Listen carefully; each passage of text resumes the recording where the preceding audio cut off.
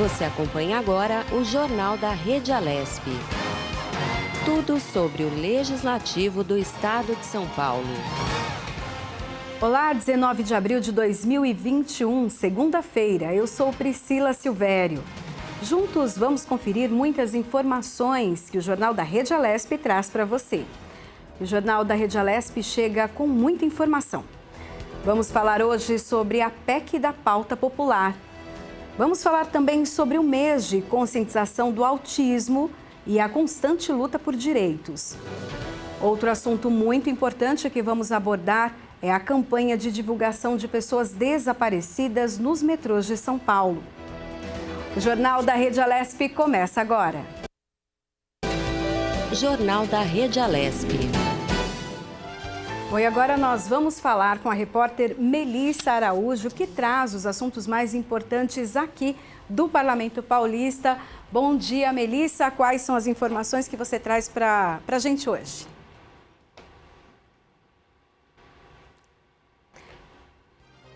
Ativa o seu áudio, a gente não está te escutando. Aê, agora sim. Perdão. Bom dia para você, Priscila. Bom dia a todos que estão nos acompanhando. E uma ótima semana também, uma semana produtiva. Está acontecendo nesse momento no plenário Juscelino Kubitschek a 13ª sessão extraordinária aqui em ambiente virtual na Assembleia Legislativa. Os deputados estão, nesse momento, votando, debatendo e votando, deve votar agora nos próximos minutos mesmo, daqui a poucos instantes, deve começar o processo de votação do PLC número 5 de 2021. Do que trata esse PLC? Ele vai renovar o contrato dos profissionais de saúde que foram contratados temporariamente no início da pandemia. Eles vão ser renovados, os contratos dessas pessoas, por 12 meses. São 934 profissionais que serão beneficiados com esse PLC, 34 médicos e 900 profissionais de outras áreas da saúde, de suporte à saúde. Então, os deputados conversaram sobre esse projeto no Colégio de Líderes, tem acordo para o projeto, ele deve ser aprovado. O deputado Carlos Gianazzi do PSOL acabou de fazer uso da palavra e ele colocou a importância de chamar concursados para que ocupem essas vagas também de maneira fixa, né? Porque os profissionais da saúde são sempre importantes, extremamente importantes. O deputado Vinícius Camarinha, que é o líder do governo, hoje faz sua estreia como líder do governo, colocou que é do interesse do governo do estado de São Paulo chamar essas pessoas para convocar, né, essas pessoas que já passaram nos concursos públicos para assumir seus cargos. Qual que é o impedimento? A medida provisória do governo federal que impede que esses concursados assumam nesse período de pandemia. Então, a gente lembra aqui que há uma hierarquia entre as leis do município, do estado e da federação. Então, a lei da federação, ela sobrepõe as demais, então, por isso, é necessário esperar. Mas, de acordo com o líder do governo, o deputado Vinícius Camarinha, é do interesse do governo do estado. O governo do estado está estudando uma solução aí que não crie um impedimento jurídico aí para que essas pessoas trabalhem efetivamente. Então, pode ser que nós tenhamos novidades nesse sentido, os profissionais da saúde tenham novidades nesse sentido nas próximas semanas. Esse é um debate muito importante, os deputados já fizeram uso da palavra ali para colocar suas posições, isso em geral acontece, o líder do partido pede a palavra, orienta a sua bancada com relação ao que vai ser votado, qual que é a orientação para a bancada, reforça, né, a orientação da bancada, porque na verdade eles já conversaram isso anteriormente, e aí procede-se à votação. Então, como eu falei, essa votação deve acontecer de uma maneira muito rápida, muito tranquila, desse PLC 5 de 2021. Às 11 horas está convocado um colégio de líderes que os deputados vão elencar outros projetos importantes aí para entrar nas próximas votações. Pode ser que tenhamos alguma sessão à tarde, sim, porque o presidente chamou 2 sessões para hoje, 2 extras para hoje. Então, pode ser que sim, tenhamos outra sessão mais tarde, já com a resolução da pauta, ou talvez, de repente, pode ser que o presidente resolva convocar aí o Congresso de Comissões. O projeto só chega no plenário para votação depois de passar pelo Congresso de Comissões, tramitar nas comissões e passar pelo Congresso. O que pode acontecer é que os projetos que forem definidos aí nesse colégio de líderes voltar para o plenário para a urgência. Então, só para ficar mais claro aí qual que é o trâmite, os deputados resolvem ali a urgência do projeto, aí ele volta para plenário para todos os deputados aceitarem a urgência dos projetos elencados. Depois que a urgência for definida, ele volta para o Congresso de Comissões. No Congresso de Comissões ele pode sofrer ajustes, pode receber emenda, pode receber um texto substitutivo. Aí, depois de votado no Congresso de Comissões, aí volta para o plenário para votação final como um projeto para votação final e depois para a sanção do governador. Então, esse é o procedimento que pode acontecer.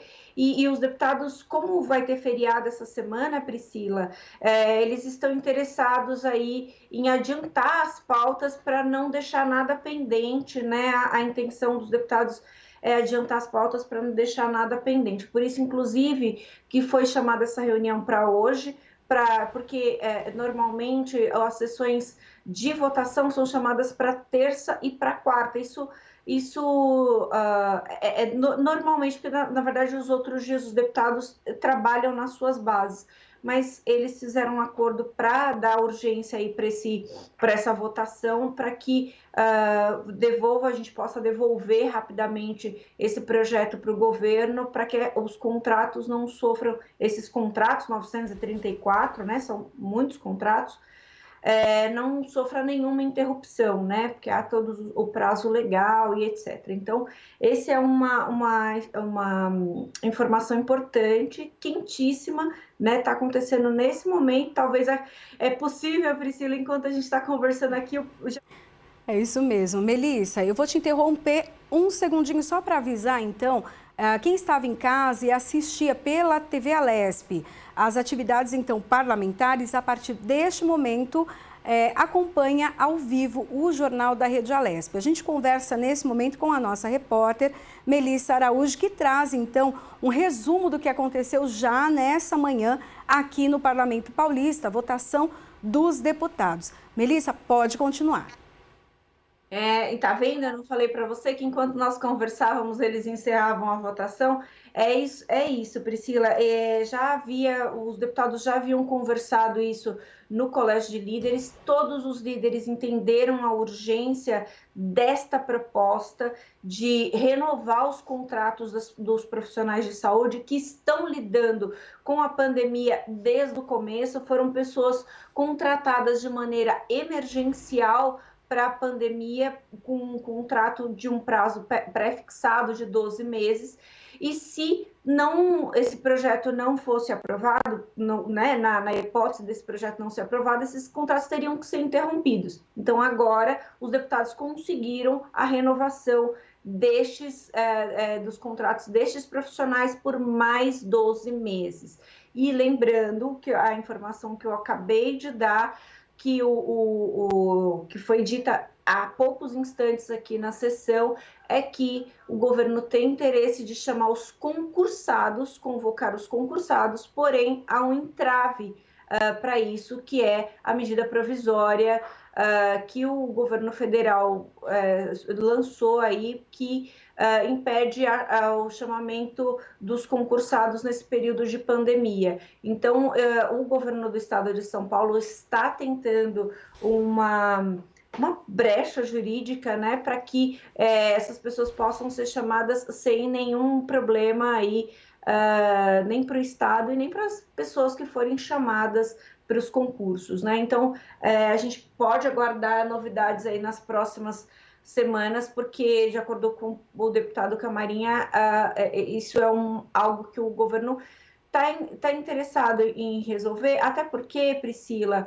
a gente tem que lembrar da importância de todos os profissionais de saúde. A gente sabe que quanto mais, quando o profissional tem lá o seu emprego garantido, tem lá a sua posição de trabalho garantida, ele tem lá uma tranquilidade de atuação, de trabalho, né? Então, para eles é muito importante, é claro, e obviamente que para o Estado e para a população também. Então, vamos aguardar aí que seja confirmado alguma coisa nesse sentido, de chamamento mesmo dessas pessoas. Outro projeto muito importante que deve ser discutido nos próximos dias é o 221 de 2021, que é o projeto do Bolsa do Povo. O meu tempo acabou agora, Priscila, mas eu volto mais tarde e aí a gente fala um pouco melhor sobre o projeto do Bolsa do Povo, que com certeza vai gerar um bom debate aqui na casa, viu? Obrigada, Melissa, pelas suas informações e nós aguardamos, sim, com certeza, quem está em casa quer saber um pouco mais do que acontece aqui no Legislativo Paulista, né? Os projetos que estão em votação e depois que vão ali, depois de aprovação em plenário, vão para a sanção ou não do governador. Eu aguardo você daqui a pouquinho com mais informações para a gente. Olha, e agora nós vamos de entrevista, porque aqui no Jornal da Rede Alesp nós temos entrevista o tempo todo e vamos falar agora sobre a PEC, pauta popular, da pauta popular. Nós vamos conversar então com o advogado Hamilton Augusto. Ele é especialista em direito eleitoral e administrativo. Bom dia, doutor Hamilton, seja bem-vindo então aqui ao Jornal da Rede Alesp. Bom dia, Priscila, bom dia a todos que nos assistem. Uma satisfação enorme estar aqui falando com o Jornal da Rede Alesp. Doutor, para começar, conta um pouquinho para a gente, explica para a gente o que é essa PEC Pauta Popular. Na verdade, ainda não é uma PEC, né? É uma sugestão legislativa que foi recomendada para que se transforme numa PEC. E aí foi denominada de PEC da Pauta Popular. Porque o trâmite, para que as pessoas entendam, o trâmite normal de um projeto de lei, seja ele de qualquer natureza, iniciativa popular ou iniciativa parlamentar, ele chega, né, às casas legislativas, como chega à Câmara, como chega à Assembleia, como as câmaras municipais, e a tramitação para dar o start no projeto de lei depende da decisão da presidência, depende ali de um acordo. E essa proposta está no Congresso Nacional como uma sugestão, a SUG 22, para que se transforme na PEC da Pauta Popular, porque a ideia é justamente que não haja necessidade de uma decisão política sobre tramitação de projetos, principalmente aqueles projetos de iniciativa popular, que a Constituição já exige aí quantitativo de assinaturas para que ele possa ser apresentado. Então, a ideia da pauta, por isso esse nome, né, PEC da Pauta Popular, que é para que não se fale em aprovação do projeto, mas para que o projeto seja, no mínimo, levado à apreciação dos parlamentares, sem necessidade aí de uma decisão de conveniência e ele fique parado muitas vezes, como a gente vê acontecer. Eu queria que você falasse um pouquinho sobre o princípio absoluto no Brasil, né? É viável, não é? Então, não existe, né? No Brasil, a gente tem falado isso reiteradamente, agora com os últimos acontecimentos, seja as decisões do Supremo relacionada à questão da pandemia, restrição e também questão aí relacionada à CPI da pandemia, não existe princípio absoluto no Brasil, né?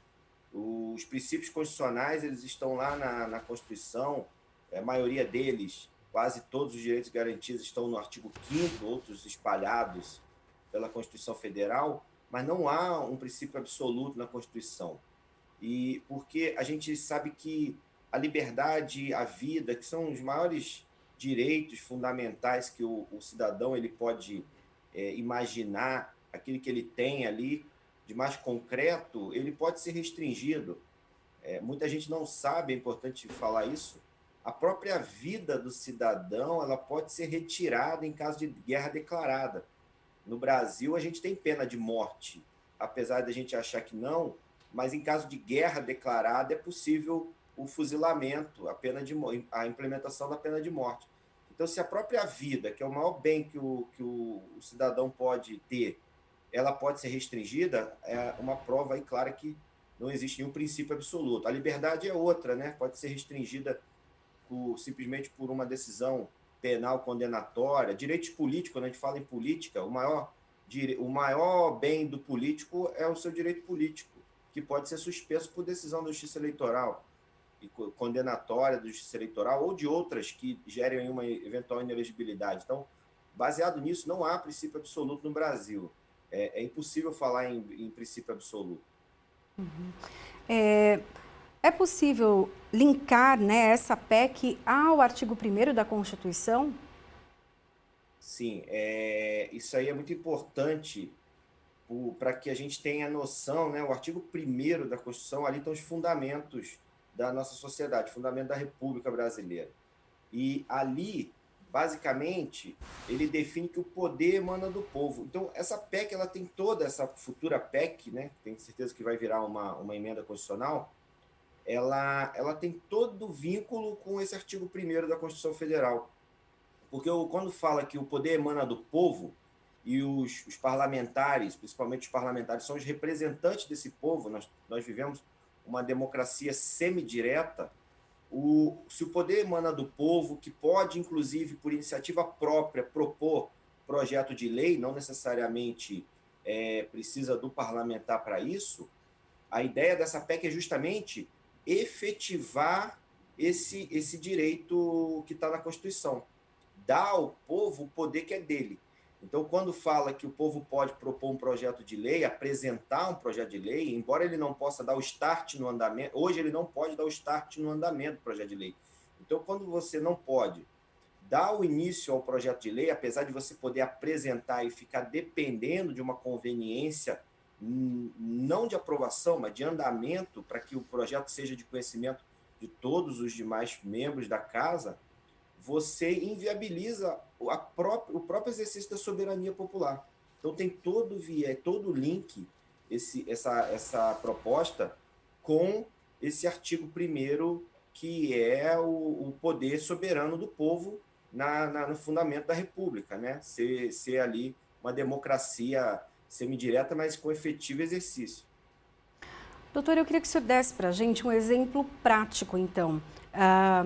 Nós temos várias instituições que se mobilizam, associações, pessoas ligadas a determinado tema que ali se mobilizam e há a possibilidade, pelo que me parece, de que essas pessoas alcancem ali objetivos que antes entravam em entraves ou necessitavam de apoio político. Dá para a gente um exemplo de como funcionaria, então, na prática? Legal, bem legal essa questão, porque a gente pode falar o seguinte: imagine, né, que determinada associação, como você bem pontuou, ela capta assinaturas para um projeto de lei. Está na Constituição essa possibilidade. Ela quer elaborar determinado projeto de lei de interesse coletivo, amplo. Ela capta aquelas assinaturas que não é fácil, não é simples fazer o quantitativo exigido. Quando a gente fala em nível federal, é enorme. Então, ela faz essa captação de assinaturas, elabora o projeto de lei, embora a gente saiba que esse projeto, muitas vezes, essa proposta, né, essa indicação, ela chega precária, precisa passar ali por um filtro da Procuradoria da Casa, passar por uma melhoria, mas ela pode simplesmente, depois de todo esse trabalho, chegar na comissão, na presidência, chegar na comissão de triagem ali, inicial, que a casa possa ter um protocolo, e simplesmente parar ali, porque não tem obrigação de ser dado andamento. Com essa pauta, passa a ter obrigação, a casa passa a ter obrigação de, no mínimo, levar o projeto a plenário para ser apresentado aos parlamentares. e aí dali sim se decide se arquiva, se tem interesse em dar prosseguimento, se vai para a comissão, qual comissão, se vai ser aprimorado, se vão fazer algumas emendas, alguns destaques.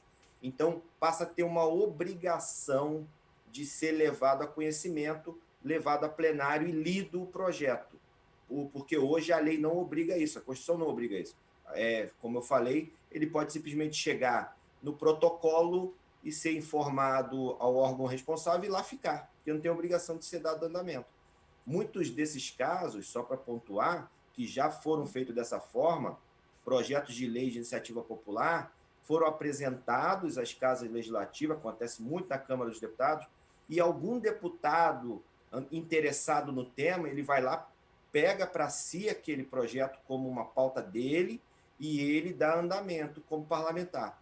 Mas a população, as associações, elas não têm essa autonomia de fazer levar a plenário um projeto, e com essa pauta, com essa PEC, possível PEC, futura PEC, ela terá essa possibilidade, no mínimo, de ter seu projeto lido e dali iniciar debates acerca do tema.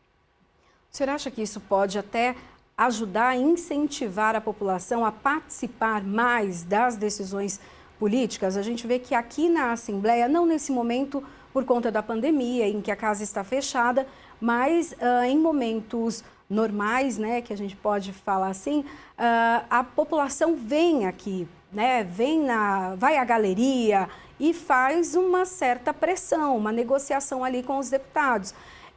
Essa participação, o senhor acha que vai aumentar com essa PEC? Olha, é difícil a gente falar se vai aumentar, porque não tem muita relação com a atividade efetiva de ir lá, de pressionar, mas com certeza a população, as associações, os sindicatos, os grupos organizados, eles vão se organizar sabendo que aquilo que eles vão captar para um eventual projeto de lei de defesa dos seus interesses não vai ser em vão. Porque muitas vezes captam assinaturas, colhem assinaturas em vão, e eles muitas vezes eles transformam uma possibilidade de botar no papel uma proposta, né, que seria um pré-projeto de lei, não dá nem falar para um projeto de lei, porque tem que ser levado para melhoria, mas um pré-projeto, uma proposta de um tema, e eles transformam aquilo em coleta de abaixo-assinado para tentar pressionar, que eu vejo isso muito como um esforço em vão. Não tem nenhum político, parlamentar, órgão vai se pressionar por causa de um abaixo-assinado, é muito difícil, a menos que tenha algo concreto por trás disso. Então, eu vejo como a possibilidade de uma proposta com os requisitos cumpridos ser levado à leitura em plenário como uma forma assim, de engajar, de motivar, porque eles saberão que, de fato, eles estão exercendo a soberania ali popular, e aqueles que estão no parlamento são os seus representantes. Então, é mais ou menos como dizer assim, se você que é meu representante, que eu pus aí, não vota ou não leva a conhecimento a votação, algo do meu interesse, eu mesmo faço. Então, é uma forma de, por mão própria, levar a democracia, de alguma forma, naquele interesse que for daquela associação, daquele grupo. Olha, doutor, e para nós encerrarmos, então, a nossa conversa, que trâmite está, então, essa futura PEC? Ela foi apresentada, foi uma proposta apresentada por uma determinada associação. O senador Paulo Paim, do Rio Grande do Sul, ele acolheu essa proposta como sugestão. Ele transformou que tem um procedimento próprio no Senado Federal, ele transformou na sugestão 22, que foi dado o número de sugestão 22, e ele está em análise de comissão para transformação em PEC, em proposta de emenda, para aí sim ser levado à análise das comissões e futura votação. Ele propõe ali a alteração do artigo 61 da Constituição Federal, incluindo o artigo 3º a 5º, mas aí foi feita uma inclusão do artigo 6º para dar ali os requisitos de como adequação dos outros artigos. Então, do terceiro, e uma inclusão do 3º ao 6º do artigo 61, está em início, mas está levando a muito debate. As câmaras municipais estão, através da Confederação Nacional das Carreiras e Atividade Típica de Estado, a CONACAT, alguns movimentos, a FENALES também, Federação Nacional do Legislativo, as câmaras municipais estão fazendo audiências públicas, inclusive para debater não só a reforma administrativa, incluindo dentro da reforma administrativa esse tema. Então está sendo ampliado bastante. Eu acredito que não vai demorar para essa PEC estar em tramitação já na Comissão de Constituição e Justiça e possível futuramente em votação. Que ótimo. Bom, agradeço então a participação do advogado especialista em Direito Eleitoral e Administrativo, Hamilton Augusto. Muito obrigado pelas suas informações e quando tiver a atualização, por favor, volte aqui ao Jornal da Rede Alesp para falar com a gente. Muito obrigada. Eu que agradeço. Sempre às ordens. Um abraço. Obrigado. Obrigada.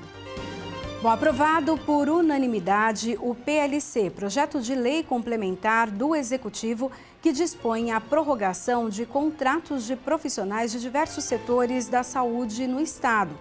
A repórter Julie Stanzioni acompanhou a reunião do Congresso de Comissões, realizada na última sexta-feira.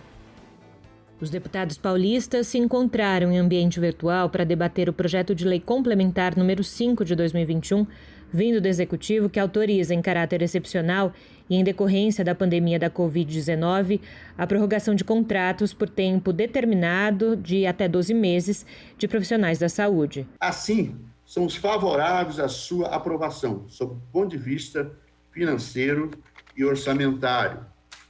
Conforme relatamos no curso do processo legislativo, a propositura foi alvo de apenas uma emenda, que pretende acrescentar um novo dispositivo ao projeto, condicionando a prorrogação dos contratos de trabalho às nomeações pendentes em concurso público.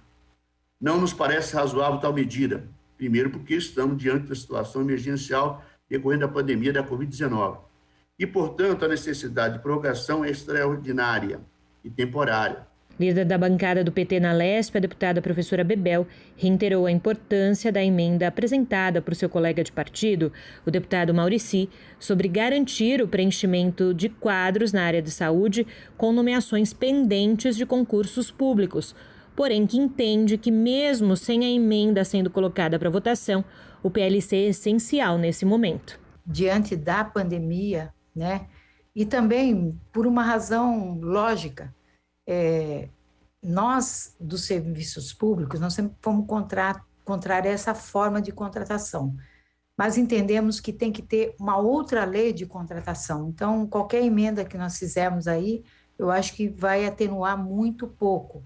Então, eu me ponho favorável aí à votação, desta propositura, por conta de que estamos em defesa da vida. Também favoráveis ao PLC 5 de 2021, a deputada Janaína Pascoal, líder do PSL na Casa Legislativa, e Paulo Fiorilo, do PT, fizeram questão de ressaltar que é preciso, além da contratação temporária, a efetivação de profissionais da saúde que foram aprovados em concursos anteriores à pandemia. Só gostaria de pedir sensibilidade ao governo para seguir chamando as pessoas aprovadas nos concursos para esta área da saúde em especial.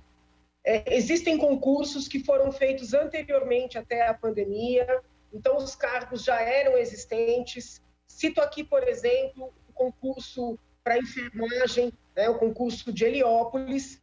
Alguns aprovados escrevem para o gabinete pedindo para serem nomeados. A gente podia lembrar do Hospital Universitário da USP, que passa por um problema grave de contratações, porque os concursos há sempre a dificuldade de chamar, e nós estamos assistindo um momento tão difícil, tão trágico, e é preciso que haja profissionais, inclusive para que a saúde possa ter um programa que trata o esgotamento dos profissionais de saúde. Os deputados membros das comissões de Constituição, Justiça e Redação, Administração Pública e Relações do Trabalho e Finanças, Orçamento e Planejamento aqui da LESP aprovaram por unanimidade o PLC que dispõe sobre o prazo máximo de 12 meses para manter a contratação, por exemplo, de técnicos de enfermagem, técnico de laboratório, enfermeiros e médicos.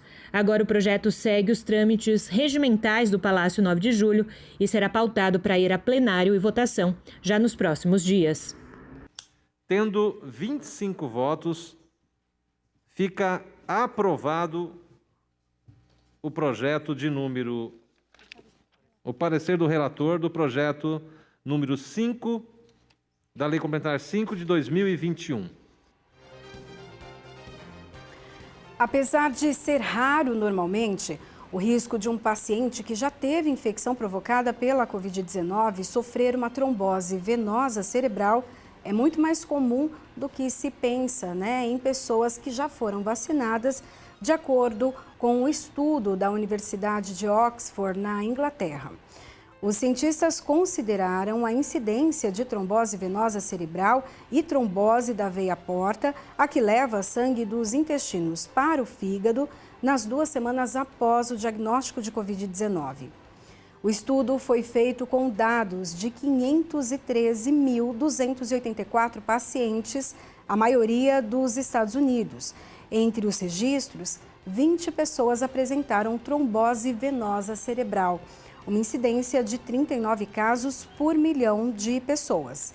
A taxa é cerca de 10 vezes maior do que a observada entre as pessoas que receberam as vacinas da Pfizer ou da Moderna, e 8 vezes maior do que a observada entre os imunizados com a vacina de Oxford AstraZeneca. Olha, os muitos benefícios do leite materno para a saúde dos bebês já são conhecidos pela ciência. Entre eles, a melhora da digestão, minimização das cólicas, redução dos riscos de doenças alérgicas, melhora do desenvolvimento físico e cognitivo e também um dos mais importantes, a proteção contra doenças diversas. Com a pandemia, a amamentação se tornou mais uma aliada na prevenção da Covid-19 aos pequenos. Uma revisão de mais de 100 estudos feito por pesquisadores do Instituto de Ciências Biomédicas da Universidade de São Paulo e publicada também pela Physical Reports, mostra que o leite materno pode fornecer anticorpos para os recém-nascidos, além de proteger contra distúrbios gastrointestinais associados à Covid-19. Olha, o objetivo da revisão foi investigar por que as crianças são menos acometidas pelo SARS-CoV-2 e se a amamentação poderia ter um papel protetor contra o vírus. As pesquisas mostram que mães que se recuperaram da Covid-19 e estavam em fase de amamentação apresentavam anticorpos IgA no seu leite. Olha, foi verificado ainda que as moléculas presentes no leite, como a lactoferrina, têm potencial antiviral contra o SARS-CoV-1, responsável pela epidemia de síndrome respiratória aguda. Ótima notícia, né? Bom, e agora nós vamos falar sobre o mês de conscientização do autismo e a constante luta por direitos. O transtorno do espectro autista, o TEA, atinge 1 em cada 160 crianças, de acordo com a Organização Pan-Americana da Saúde, a OPAS. Apesar do Dia Mundial de Conscientização do Autismo ser celebrado, a campanha Abril Azul busca trazer visibilidade para o tema durante todo o mês, como forma de mobilizar a sociedade sobre essa condição ainda desconhecida e discriminada por muitos. Sobre esse assunto, nós vamos conversar agora com a advogada Diana Serpi. Ela é especialista em direitos da pessoa com deficiência. Bom dia, doutora Diana. Seja bem-vinda aqui ao Jornal da Rede Alesp. Bom dia. Doutora, eu queria que a senhora falasse um pouco das conquistas, né? As vitórias, então, que as pessoas com autismo conseguiram ao longo dos últimos anos? Bom, acho que o primeiro benefício, né, a primeira conquista que deve ser ressaltada é a entrada em vigor da Lei 12.774, em 2012, que regulamentou os direitos da pessoa com autismo. E essa lei, ela trouxe um grande benefício, que ela falou que, para fins legais, o autista, a pessoa com autismo, ela é considerada pessoa com deficiência. E isso traz todos os direitos que estão na Lei Brasileira de Inclusão. Doutora, um desafio, né, para muitas pessoas, para muitos pais, é de conseguir o diagnóstico, né, do autismo. É uma síndrome que acaba sendo confundida com várias outros aspectos, né? E muitas crianças acabam tendo assim a demora para o diagnóstico e a demora para o tratamento, então, né? O acompanhamento, na verdade. Isso mudou nos últimos anos? Esse diagnóstico está sendo um pouco mais rápido ou ainda é um grande desafio? Ainda é um grande desafio. A Lei 12.764, ela determina que o diagnóstico deve ser precoce, mesmo que não definitivo, né? Para que consiga-se ter o tratamento precocemente, o tratamento de forma precoce é a melhor alternativa para a criança com autismo. Mas, infelizmente, ainda não é uma realidade em todos os lugares. São poucas as crianças que são diagnosticadas com 18 meses, porque é um diagnóstico realmente complicado. Mas o que a lei determina é que, sempre que houver indícios, se dê esse diagnóstico para que seja viabilizado o tratamento. Nesse momento de pandemia, quais foram os principais desafios das pessoas com autismo, né? Nós vimos as escolas fechadas, algumas já retornam neste momento de reabertura, né? Então, mas para as crianças com autismo, isso mudou? Eles já podem voltar às aulas? Não podem? Já se percebe ali até uma perda, né, da evolução dessas crianças? Sem dúvida nenhuma, foi um ano extremamente complicado. Eu tive relatos assim assustadores até, né? Porque as crianças ficaram sem ir para a escola e a aula online, embora seja uma realidade que a gente está vivenciando, é muito difícil para as crianças. E a criança com autismo, para se prender a atenção na frente da tela e ficar lá várias horas no dia assistindo uma aula online, realmente foi um desafio muito grande. E as escolas, na grande maioria das vezes, não estão preparadas para atender a criança com autismo, nem presencialmente, quem dirá online, né? Foi uma situação bem complicada. E as crianças com autismo, na grande maioria dos casos, elas têm uma dependência da rotina, elas precisam daquela rotina extremamente rígida para que elas consigam dar conta do dia. E um dia vai para a escola, um dia não vai para a escola, 35% das crianças dentro da escola, e aí uma semana online, uma semana presencial, isso gera um enorme problema. E tem a utilização do uso da máscara, que, embora a gente tenha uma lei que determine que a criança com autismo que não consiga ficar com a máscara, ela está dispensada de utilizar, as escolas exigem o uso e isso vira uma complicação gigantesca. As políticas públicas que nós temos hoje garantem os direitos das pessoas que têm, então, o autismo? O que precisa acontecer? Como avançar? Precisa acontecer muita coisa, né? Precisa de política pública para tornar a lei na prática, que ela aconteça na prática do dia a dia. A gente assiste as escolas totalmente despreparadas, né? São pouquíssimos os casos de escolas que estão preparadas, que atendem a criança de forma eficaz. O tratamento público realmente ainda deixa muito a desejar, embora a gente esteja indo num passo a passo, que para a coisa acontecer, mas ainda é bem capenga, assim, deixa muito a desejar, na verdade. Uhum.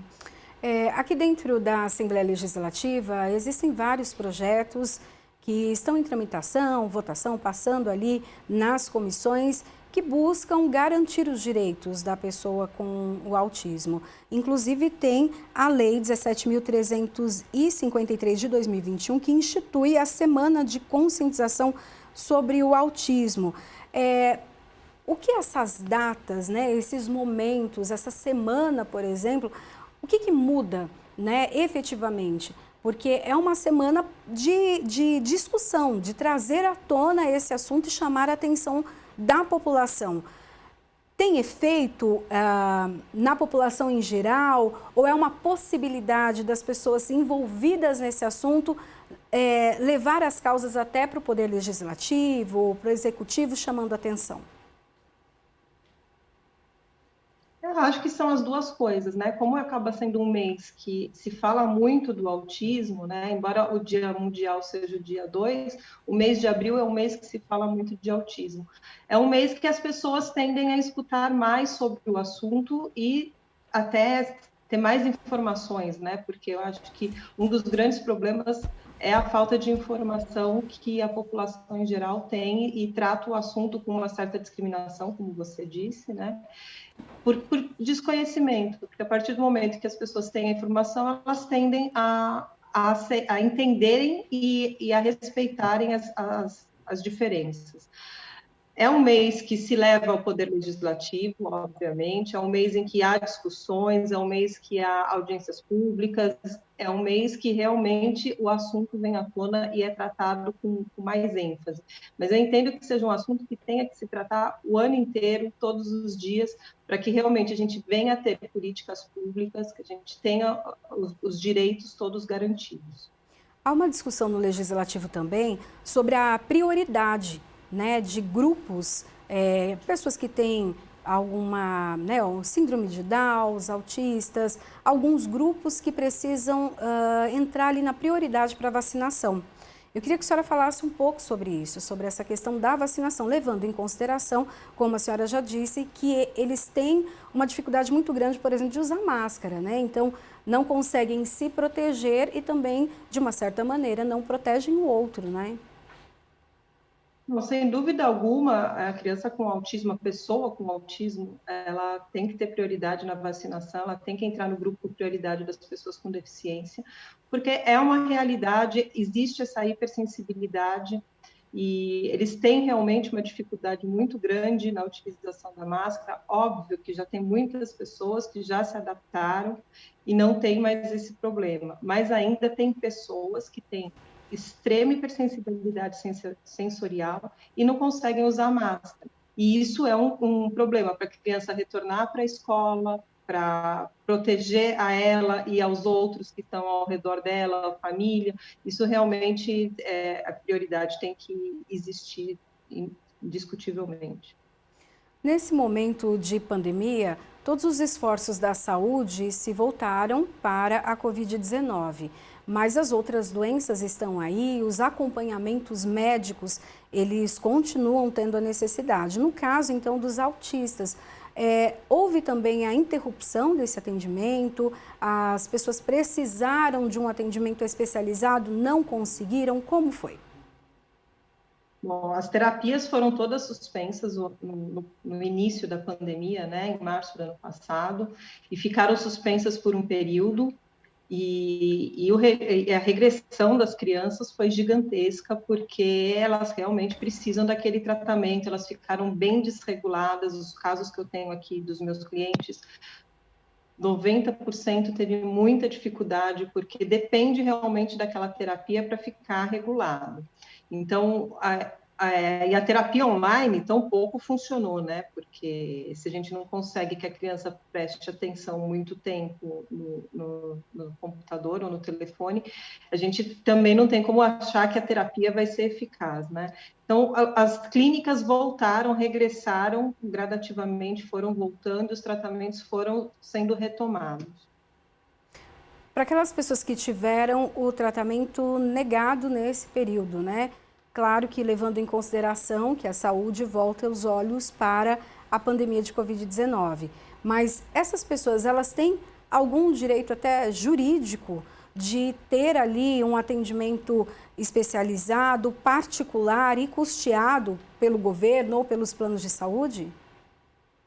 Sem dúvida nenhuma, né? O tratamento de autismo, ele é urgente sempre. A gente não pode deixar, principalmente a criança, né, que está em fase de desenvolvimento, sem tratamento.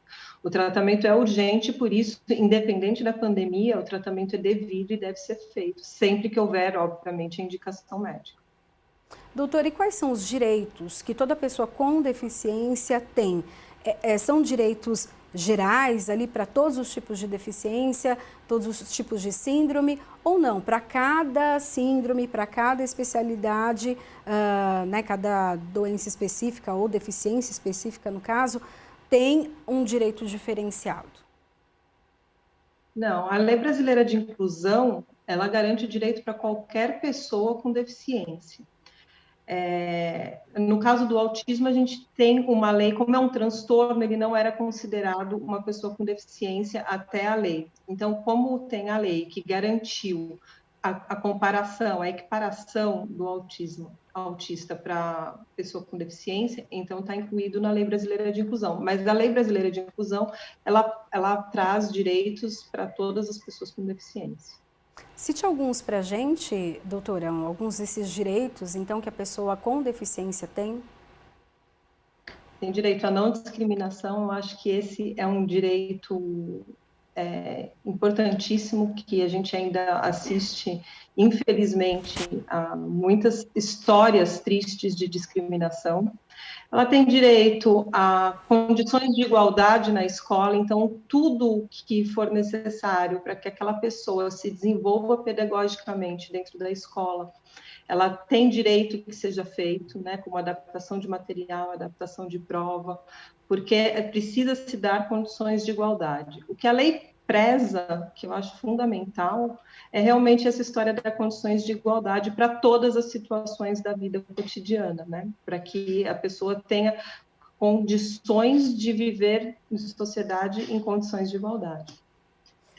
Bom, deixa eu pensar em mais direitos. Tem direito à saúde, né, aos tratamentos necessários, tem direito aos cuidados, enfim, são muitos direitos.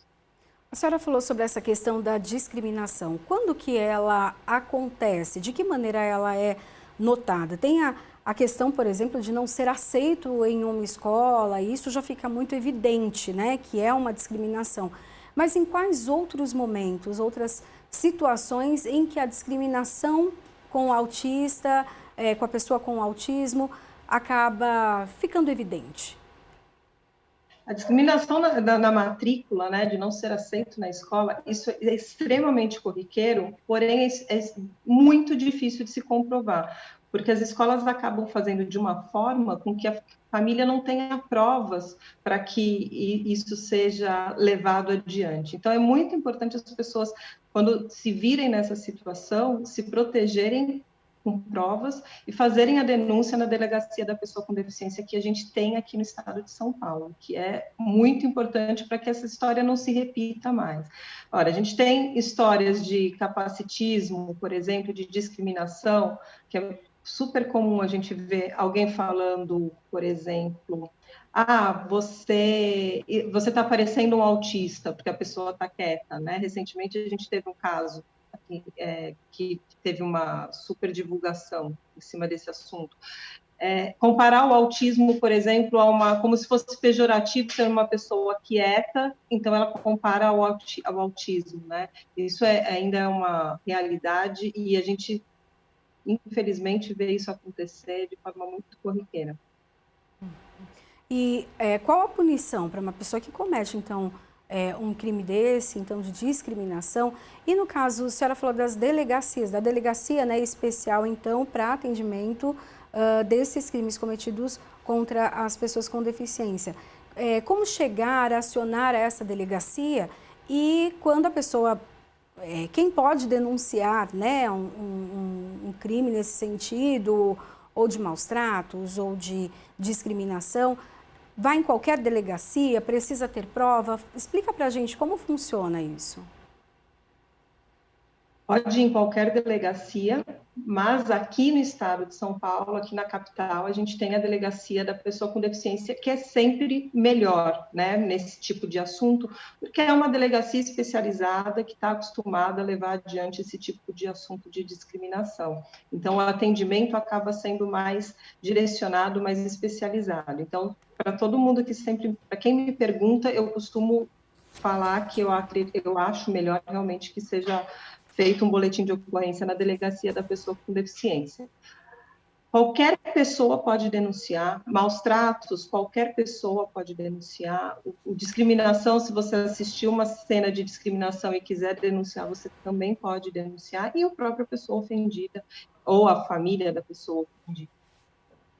Bom, eu quero agradecer, então, a participação de Diana Serpi, que é advogada especialista em direito das pessoas com deficiência. Muito obrigada pela sua participação no Jornal da Rede Alesp de hoje. Obrigada, boa tarde. Boa tarde. Bom, o programa Tribuna Virtual da última sexta-feira, 16 de abril, contou com a participação do deputado Major Meca, do PSL. Você vai ver agora na reportagem.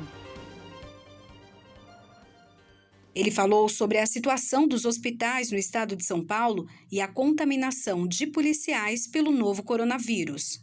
A ausência de transparência nas medidas e nas ações adotadas pelo governo, elas permanecem. Nós não podemos fugir de uma comissão parlamentar de inquérito nessa Casa Legislativa que apure todas as medidas tomadas de prevenção ao Covid-19 no estado de São Paulo. Não podemos nos eximir dessa responsabilidade. Eu não posso deixar de trazer à tribuna dessa Casa Legislativa que essa nota da Secretaria de Segurança Pública é mentirosa, é mentira. Nenhum policial militar, nenhum policial civil nunca recebeu máscara do Estado. Os nossos policiais fazem higienização do interior das viaturas e dos ambientes nos quartéis com materiais de limpeza comprados do próprio bolso, retirado dos seus pequenos e parcos salários. É uma vergonha o que está acontecendo. Criado durante a pandemia do novo coronavírus, com o objetivo de dar oportunidade para que os parlamentares falem de assuntos diversos, o Tribuna Virtual acontece de segunda a sexta-feira, a partir das 2h30 da tarde. Então, como você já escutou, a partir das 2h30 da tarde, Tribuna Virtual, um espaço em que os deputados podem falar sobre temas diversos. E assim você também sabe um pouco do trabalho do seu parlamentar aqui na Assembleia Legislativa de São Paulo. Olha, com o início da fase de transição em São Paulo, ontem, domingo, dia 18, fiéis voltaram a se reunir para missas e cultos presenciais na capital paulista. A nova fase de flexibilização anunciada após uma leve queda nas internações permite a abertura de comércios e atividades religiosas em horários reduzidos. Celebrações religiosas presenciais são retomadas com restrições a partir, então, de ontem, domingo. Cultos, missas e outras atividades religiosas coletivas podem ocorrer com distanciamento e controle de acesso. Na Catedral da Sé, no centro da cidade, uma missa foi celebrada pelo arcebispo de São Paulo, Dom Odilo Scherer. Em nota, a Arquidiocese de São Paulo informou que as celebrações podem ser feitas com ocupação de até 25% dos bancos, uso de máscaras, distanciamento de 1,5 metro entre os participantes e a medição de temperatura na entrada. Recomendo que todos continuem a zelar da melhor forma possível da própria saúde e da saúde do próximo. A pandemia somente poderá ser vencida mediante a colaboração e o esforço perseverante de todos, escreveu Dom Odilo. Lembrando, que todas essas atividades, então, religiosas que ajudam muitas pessoas nas suas questões espirituais e nesse momento também de muita ansiedade, mas sempre tomando todos os cuidados, né? E também todas essas igrejas católicas, evangélicas estão fazendo a transmissão das suas atividades pela internet. Também uma opção para tomar cuidado e se resguardar de qualquer tipo de contaminação. Olha, uma pesquisa da Secretaria Especial de Previdência e Trabalho revelou que a Covid-19 foi a terceira maior causa de pedidos de auxílio-doença em 2020, atrás apenas de problemas de coluna e de ombro. No ano passado, houve um total de 37.045 liberações do benefício por incapacidade temporária provocada pela doença causada pelo novo coronavírus. O estado de São Paulo foi o que mais registrou concessões entre todas as unidades federativas, com 11.092 liberações de auxílio-doença, seguido pelo Distrito Federal e por Minas Gerais. A Organização das Nações Unidas, a ONU, anunciou na sexta-feira passada a antecipação do envio ao Brasil de 4 milhões de doses de vacinas contra a Covid-19 ainda neste mês de abril, por meio do consórcio COVAX Facility, coliderado pela Organização Mundial de Saúde, a OMS. Há ainda a possibilidade de se antecipar o envio de outras 4 milhões de doses via COVAX, informou a ONU, a qual a OMS é vinculada, então, como já falamos, em comunicado. Olha, o anúncio do repasse foi feito em reunião virtual de dirigentes da ONU e da OMS, com 22 governadores e 4 vice-governadores do Fórum de Governadores do Brasil. Em 21 de março, o Brasil recebeu o primeiro lote de 1.022.400 doses de vacina da AstraZeneca Oxford contra a Covid-19 por meio da COVAX Facility. O programa oferece ainda especialmente a países em desenvolvimento, permitindo que eles vacinem profissionais de saúde e outros grupos em alto risco, mesmo que seus governadores não consigam garantir vacinas com os fabricantes. No caso do Brasil, foram adquiridas 42 milhões e meio de doses de vacinas por meio do programa. O Brasil tem atravessado nas últimas semanas o pior momento de pandemia, com elevados registros de mortes e casos de Covid. O país sofre com o colapso no sistema de saúde com falta de leitos de UTI, escassez de medicamentos do chamado kit intubação e a demora na imunização. O estado de São Paulo entrou em uma fase especial de transição no Plano São Paulo, entre a etapa vermelha e laranja, com algumas orientações pontuais nessas próximas 2 semanas para flexibilizar a retomada das atividades comerciais e religiosas nos municípios paulistas. Os detalhes desta fase especial foram apresentadas na coletiva de imprensa do governo estadual realizada no dia 16 de abril, na capital paulista. A fase especial de transição do Plano São Paulo, que foi anunciada pelo governo paulista na sexta-feira, já passou a valer ontem em todo o estado e vai vigorar até o dia 30 de abril. Nós sabemos que hoje nós temos 2 instrumentos para enfrentar a pandemia, que é a vacinação e as medidas de restrição. O governo de São Paulo também se esforçou nesses últimos meses para ampliação de leitos, e o governo Dória anuncia que, mesmo com a redução do número de internação, manterá todos os leitos de UTI abertos pelos próximos meses, para que a gente garanta o atendimento da nossa população. E a ideia da criação desta fase de transição é justamente para que a gente possa dar passos seguros adiante, sem o risco de retrocedermos. Portanto, o apoio da população neste novo momento da epidemia em São Paulo, na fase de transição, continua sendo fundamental. Não é hora de baixarmos a guarda. A secretária estadual de Desenvolvimento Econômico, Ciência e Tecnologia, Patrícia Ellen, apresentou detalhes dessa fase especial para as cidades paulistas.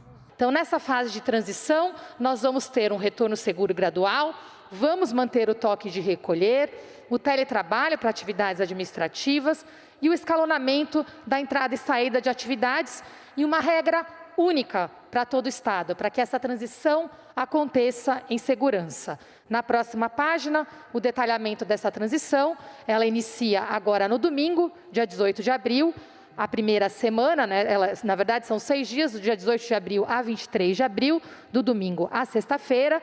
Nessa primeira etapa, nós estamos focando na liberação de atividades comerciais. Então, nós temos aqui o horário das 11 às 19, são 8 horas. É muito importante nós termos aqui a questão do horário, porque esse horário exatamente nos permite que a ida seja fora do horário de maior fluxo no transporte e o retorno seja antes do toque de recolher, para que todos possam voltar para sua casa em segurança. Então, de novo, é um movimento importante, mas que precisa da cooperação de todos. Atividades religiosas com todos os protocolos, novamente um voto de confiança para todos, mas para que possamos fazer isso com toda a segurança. A segunda semana se inicia dia 24 de abril, no sábado, e vai até o dia 30 de abril. Nessa segunda semana, além das atividades de comércio, nós trazemos o retorno gradual também das atividades de serviços. Nas atividades de serviços, nós incluímos restaurantes, salões de beleza, barbearia, atividades culturais, museus, galerias, que também operam com toda a segurança, e o setor de academias.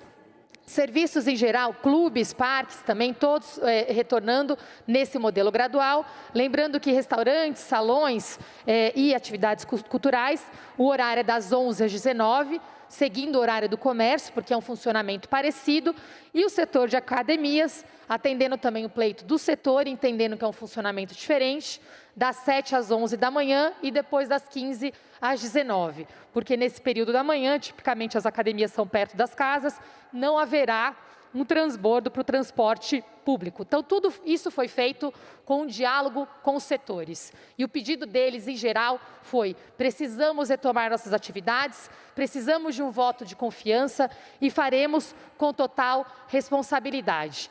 E essa fase de transição, ela nasce exatamente fruto desse debate das ciências da saúde, econômica e da ciência humana, social, trazendo esse olhar aqui para que essa transição aconteça com total segurança. A próxima atualização será a partir do dia 1º de maio. Lembrando que o toque de recolher continua valendo e o teletrabalho para atividades administrativas não essenciais, e o escalonamento do transporte é muito importante para que possamos evitar aglomerações. E nessa transição, o último ponto, mas talvez o mais importante, é que a ocupação dos espaços precisa ser menor, com um limite de 25%.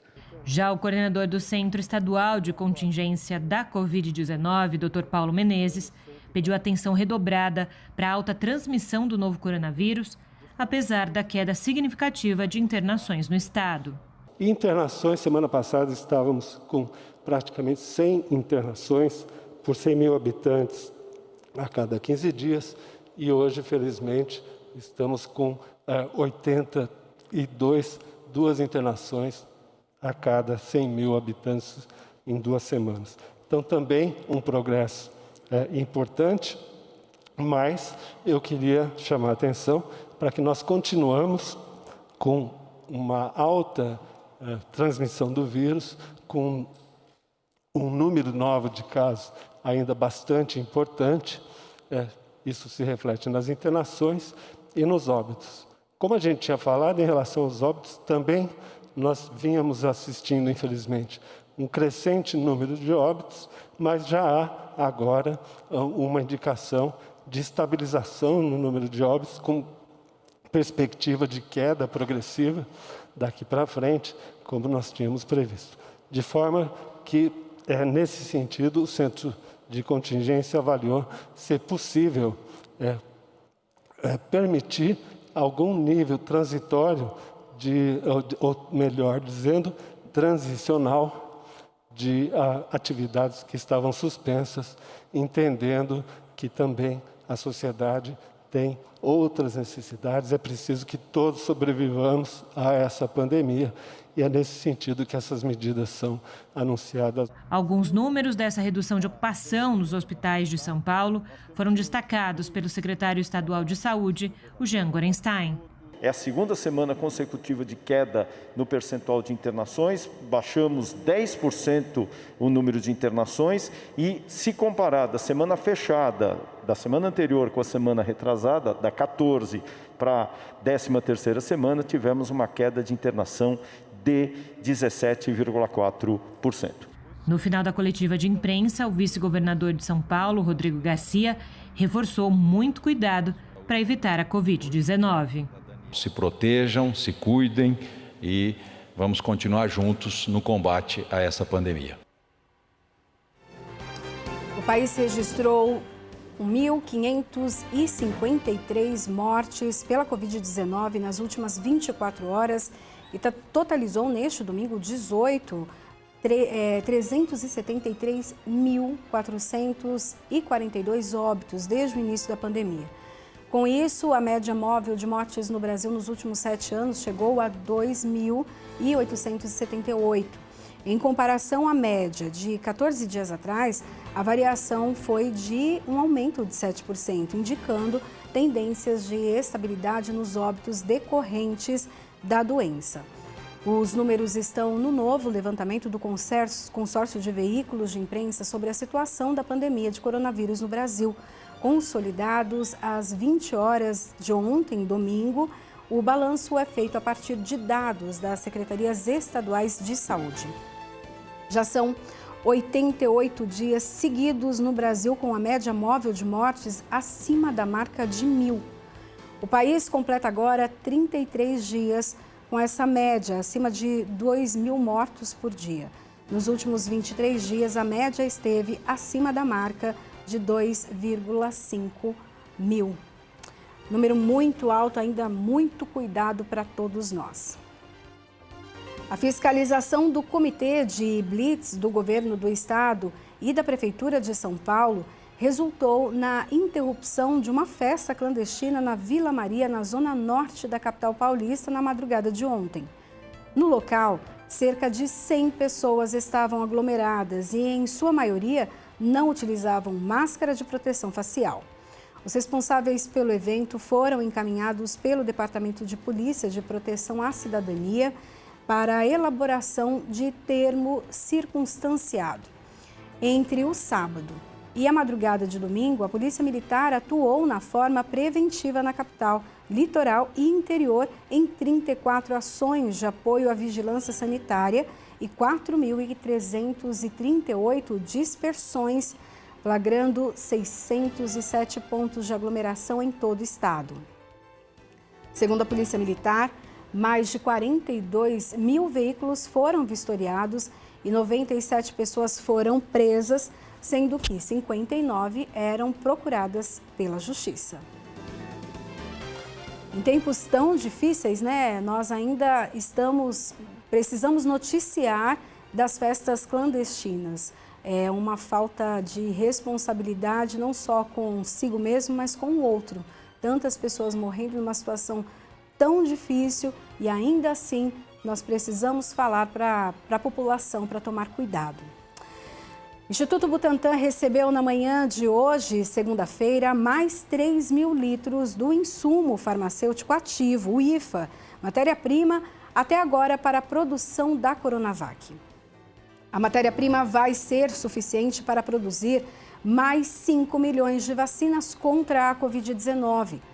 O carregamento vindo de Pequim, na China, chegou ao Aeroporto Internacional de São Paulo, em Guarulhos, às 6h15 desta manhã. O novo lote do IFA deveria ter chegado no dia 8 de abril.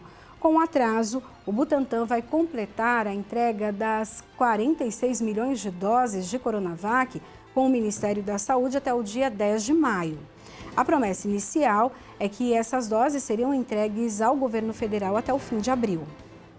O Instituto Butantan suspendeu o invase de doses da vacina Coronavac após atraso na chegada da matéria-prima vinda da China. O governo paulista iniciou ontem a distribuição de cerca de 400 mil medicamentos que compõem o kit intubação para hospitais do estado de São Paulo. De acordo com a gestão estadual, a quantidade recebida ainda é suficiente, né? É suficiente para abastecer, então, alguns hospitais por 3 dias. São Paulo continua aguardando o envio de mais medicamentos pelo Ministério da Saúde. Segundo o governo paulista, as compras estão sendo prejudicadas pela requisição feita pelo governo federal aos fabricantes nacionais. No entanto, a produção nacional de medicamentos para os kits intubação não está dando conta da demanda nos hospitais em todo o Brasil. Os consumidores brasileiros aumentaram o consumo de alimentos saudáveis durante a pandemia de Covid-19. Frutas, legumes e verduras entraram com mais frequência na cesta de compras dos lares brasileiros. Quem está ganhando com esse comportamento são as empresas especializadas em hortifrutis. Números de uma consultoria do setor alimentício mostram que o faturamento da cesta de perecíveis frescos cresceu 17,3% no acumulado do ano até março, em relação ao mesmo período de 2020. Analisando esta cesta, o aumento foi de 15% para frutas e 103% para vegetais e saladas. Para representantes do setor de hortifrutis, 2020 foi um ano excelente para o segmento. Além dos fatores setoriais, houve um conjunto de questões que ajudaram os comerciantes a crescer, como a mudança de comportamento do consumidor, com a migração das refeições para dentro de casa e a maior procura por alimentos saudáveis e frescos. Lembrando também, né, que a alimentação tem bastante impacto na questão da imunidade, né? E nós, com a imunidade ali controlada, bem alimentados, tomando bastante água, dormindo bem, nós temos uma imunidade ainda maior e contra a Covid-19, os impactos, os efeitos que ela tem no organismo, isso é essencial, Bom, e nós vamos falar agora sobre a campanha de divulgação de pessoas desaparecidas que acontece nos metrôs de São Paulo. Segundo o investigador social Darko Hunter, que atua como diretor da Divisão de Localização Familiar e Desaparecidos da Secretaria, no dia 15 de fevereiro, quando o trabalho teve início, estavam cadastrados 2.204 nomes, número que subiu para os atuais 2.847, uma diferença de 643 novos cadastros em menos de 2 meses. Sobre esse assunto, nós vamos conversar agora com o Darko Hunter, que é coordenador da Divisão de Desaparecidos da Secretaria Municipal de Direitos Humanos e Cidadania.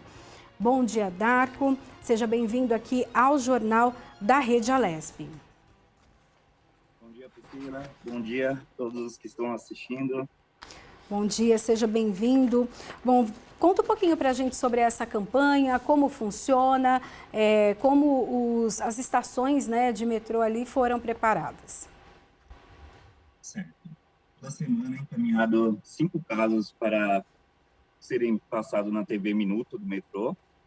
São casos de pessoas desaparecidas recentemente e um caso de progressão de idade de um caso antigo. Então, é uma campanha que tem ganhado está notável, tão expressa que foi que vários outros municípios entraram em contato conosco para inserir a foto do desaparecimento na divulgação do metrô, e isso elevou o número do nosso cadastro de alertas que tem desaparecimento. Esse número de 600 a mais não quer dizer que sumiram 600 pessoas nessa época. São casos de desaparecimento anterior, casos de 2016, 2018, casos mais antigos, que o familiar não tinha conhecimento do nosso trabalho. Então, com a grande divulgação da mídia, vários familiares têm acesso agora e consequentemente, conhecem o nosso serviço e entraram em contato para ser efetuada a divulgação desse desaparecimento. E qual a importância e efetividade dessa parceria com o metrô de São Paulo, né? Há um fluxo muito grande de pessoas nas estações, mesmo com esse período de pandemia, e também com as veiculações ali dentro, né? Nas TVs que ficam dentro dos vagões. Eu queria que você contasse um pouquinho para a gente da efetivação. Certo, Priscila. Está sendo muito interessante como cidadão está adentrando dentro desse tema do desaparecimento. Recebemos já uma informação positiva de uma localização. 2 estagiárias de um serviço da saúde estavam dentro do metrô, andando ali, voltando para casa, e viu a foto de um senhor que a gente estava divulgando. E uma comentou com a outra, esse caso é aquele senhor lá que estava em tal equipamento. Entraram em contato conosco via WhatsApp, mandou a foto do cartaz que estava no metrô e foi efetivada essa localização. E outros casos que entram em contato, casos de progressão de idade mesmo.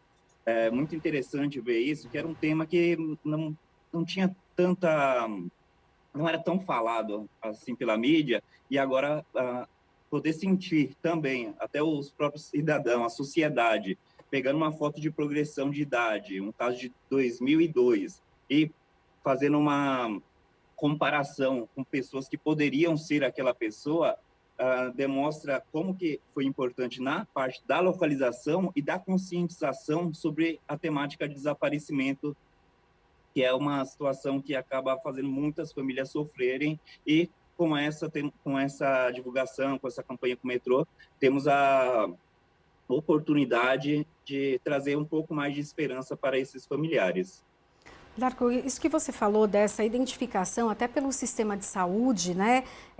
Não que tenha sido feito efetivamente pelo sistema de saúde, mas uma pessoa que trabalha no sistema de saúde que acabou ali identificando alguém que estava internado, que estava passando ali por tratamento, que com certeza não conseguia lembrar da sua identidade, não conseguia lembrar os contatos familiares, e nesse momento, então, foi ali identificado. Quais são as principais causas de desaparecimento, então, que vocês acabam registrando? Existem esses casos de pessoas que, às vezes, passam mal, são internadas e não têm o contato com a família, não tem uma documentação ou algum telefone com ela, mas também tem outros motivos, né? Exatamente, Priscila.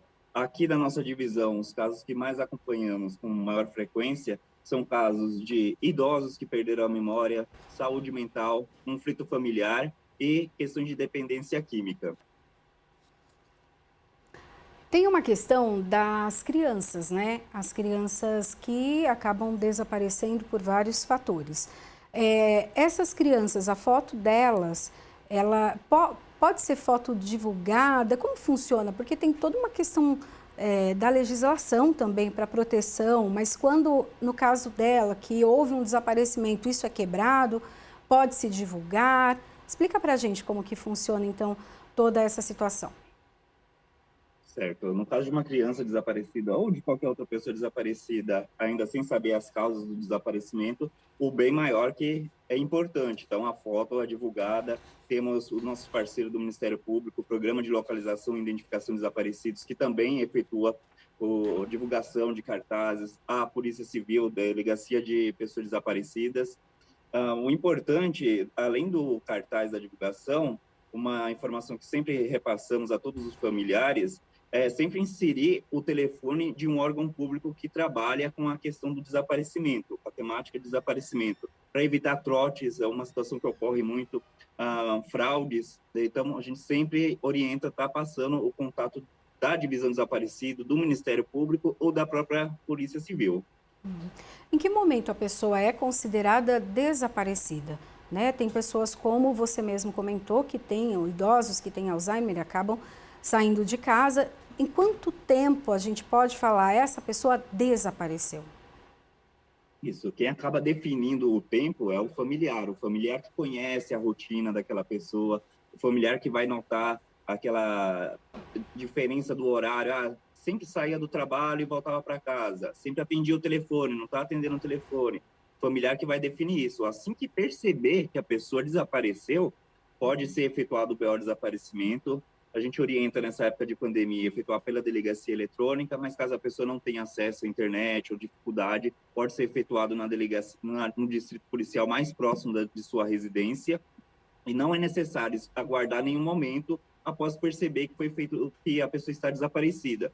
É um mito a questão das 24 horas, 48 horas, 72 horas, e é um mito que ainda prevalece. Então, a gente sempre orienta os familiares, temos um guia também de orientações de desaparecidos no nosso site da Secretaria de Direitos Humanos, que passa todas as orientações, o passo a passo, todos os procedimentos para um familiar que tem um ente desaparecido, que ali naquele momento desconhece esses procedimentos. Uhum. E no caso das pessoas que estão utilizando aí o metrô e acabam vendo, assim como essa funcionária da área da saúde, reconhecem, né? Eu passei na estação da Sé, na Praça da Sé e percebi que tem uma pessoa que me lembrou, marcou a imagem para mim. Como que essa pessoa faz, então, essa identificação? Quem ela avisa? Como ela avisa? Exato. As fotos divulgadas têm o nosso telefone de WhatsApp, nosso número institucional aqui da Secretaria de Direitos Humanos, da Divisão Desaparecidos. Podem entrar em contato via WhatsApp, encaminhar a mensagem, que pegaremos todas essas informações e sempre filtramos algumas informações até ter o êxito. Estamos trabalhando com 2 pistas de casos divulgados, tentando lograr êxito nessa localização de uma pessoa desaparecida. Então, podem entrar em contato nesse número de WhatsApp que consta. Vou passar aqui também, o número é 11 97 549 9770. Também tem no nosso site, Secretaria de Direitos Humanos, Desaparecidos. Inseriu isso no Google, apertou Enter, já tem o acesso à nossa página na internet. Uhum. E no caso da pessoa, eu vou te dar alguns exemplos até para ensinar a população como proceder numa situação dessa. Conversando com alguém, ou de repente foi abordado por alguém que diz que está perdido, que não se lembra, né, da família, não sabe como entrar em contato com a família. Como esse cidadão deve se comportar? Ele fica com a pessoa, aciona vocês, aciona a polícia, espera alguém chegar. Como cidadão, né, que se preocupa com o outro, pode agir nesse momento? Certo. Verificando... Ótima pergunta. Verificando a situação que uma pessoa encontrou ali na rua, um idoso, aparentemente que possa estar perdido, está um pouco confuso, não está lembrando as coisas direitamente, como retornar para casa, ou o que está fazendo ali. Pode ser acionado o 190, e a polícia também vai fazer um BO de encontro. Mas nesse caso de localizado, que essa pessoa estava ali, perdida, e foi feito algum encaminhamento. Ou foi encaminhado para algum hospital ou para algum serviço de acolhimento. Em caso de pessoas em situação de rua, a gente orienta que entre em contato com 156. O 156 vai encaminhar uma equipe da assistência social até o local para fazer uma abordagem, uma entrevista com essa pessoa e colherá os dados e encaminhará para a nossa divisão para efetuar a busca desse familiar. Uhum. Existem casos de crianças que são retiradas das suas famílias, né? Que eu não sei se o nome correto seria sequestro, mas elas são retiradas ali das suas famílias, ali na rua, enfim. E a criança é dada como desaparecida. Tem como identificar que tem alguma coisa errada? De repente, um adulto com uma criança, um adolescente, quem está de fora consegue identificar que tem alguma coisa estranha, que aquela criança, aquele adolescente precisa de ajuda, ou não dá para identificar assim? Nesse caso, quando é sequestro, não é desaparecimento. Aí quem cuida disso é a delegacia de sequestro. Que se a pessoa não sabe, né, que ela foi, né, que a criança foi sequestrada, né, ela foi, sei lá, acabou desaparecendo e ninguém sabe o que aconteceu, mas está com uma outra pessoa. Teve um caso com a assistência que a gente trabalhou em conjunto, foi uma abordagem que a equipe estava efetuando ali no momento, e uma equipe estava conversando com adulto e a outra com adolescente. E a adolescente acabou entregando uma carta onde ela estava pedindo ajuda, e nesse momento foi acionada um 90, que chegou até o local e a gente conseguiu. Não era uma questão de sequestro, era uma questão que ela estava em situação de rua, mas estava com uma pessoa que ela não estava querendo ficar naquela presença, mas a pessoa estava coagindo a continuar, e com isso conseguimos informar um 90 e fazer um encaminhamento dessa criança, desse adolescente, para um SAICA, que é o Serviço de Crianças e Adolescentes. Mas qualquer cidadão que verificar uma situação onde a outra pessoa está sendo coagida ou obrigada a ficar em uma situação que não deseja ali naquele momento, independente se for criança, adolescente, uma mulher que esteja passando por violência doméstica, um idoso mesmo que esteja sofrendo abuso ou violência física, pode entrar em contato com o 90, que é a denúncia que deve ser feita. Ninguém deve passar por uma situação dessa. Bom, só para a gente terminar aqui, então, só fala de novo o número do WhatsApp, que é possível, então, caso identificada alguma pessoa desaparecida, o número que você já passou para a gente, só para quem está em casa poder anotar dessa vez. Ótimo. O DDD nosso é 11, o número 97 549 9770. Tá ok, eu agradeço então a participação de Darko Hunter, que é coordenador da Divisão de Desaparecidos da Secretaria Municipal de Direitos Humanos e Cidadania. Muito obrigada pela sua participação. Obrigado, Priscila. Boa tarde a todos. Boa tarde. Bom, e o Jornal da Rede Alesp vai para um rápido intervalo. Nós voltamos com mais informações para você. Não sai daí.